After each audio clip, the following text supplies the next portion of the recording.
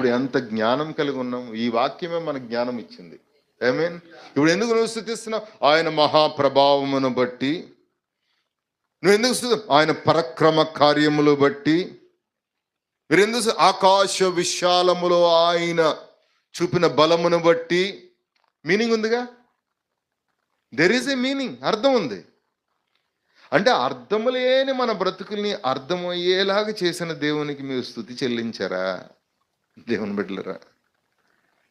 నేను చూసిన స్తుతి పాపం ఇక కొయర్ బిడ్డలు పాడుతున్నారు సెల్లు.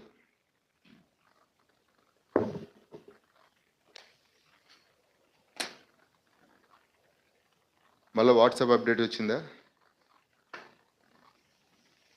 హల్లెలూయా చప్పట్లు కొట్టండి. నీకే వినపడదా చప్పట్లు? అంటే యూ